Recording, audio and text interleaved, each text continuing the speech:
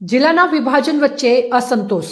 ગુજરાત સરકારે જ્યારે જિલ્લા બાબતે જાહેરાત કરી ત્યારથી એટલે કે 16મા દિવસ સુધી વિરોધ યથાવત જોવા મળી રહ્યો છે અને ઠેર ઠેર વિરોધ સાથે રેલીઓ કાઢીને સરકાર સુધી માંગણી પહોંચાડવા માટેના તમામ પ્રયત્નો કરવામાં આવી રહ્યા છે. તેવામાં વાત કરીએ તો દિયોદરમાં આજે 16મા દિવસે પણ વિરોધ યથાવત જોવા મળી રહ્યો હતો. દિયોદર જિલ્લા સંકલન સમિતિ દ્વારા આજે ડીજેના સથવારે એક બાઇક રેલીનું આયોજન કરવામાં આવ્યું હતું અને આ રેલી દિયોદરથી નીકળીને ઓગળજીની થળીએ પહોંચી હતી અને ત્યાં ઓગળજી મહારાજના દર્શન કર્યા હતા અને એક સભામાં ફેરવાઈ હતી. આ રેલીમાં વિશાળ જનમેદની ઉમટી પડી હતી અને એક જ માંગણી હતી કે ઓગળ જિલ્લો બનાવવો અને દિયોદરને વડુ મથક આપો. સભામાં દરેક આગેવાનોએ પોતાના પ્રવચન ઓગળ જિલ્લો બનાવો અને દિયોદરને વડુ મથક આપો તેવી માંગણી કરી હતી અને વિશાળ જનમેદનીની એ માંગણીને સમર્થન આપ્યું હતું અને આ રેલીમાં મોટી સંખ્યામાં આગેવાનો અને યુવાનો હાજર રહ્યા હતા.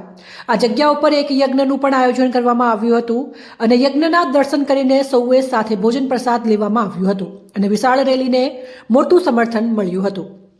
જેડી ગજ્જર, બનાસ દર્શન ન્યૂઝ, બનાસકાંઠા.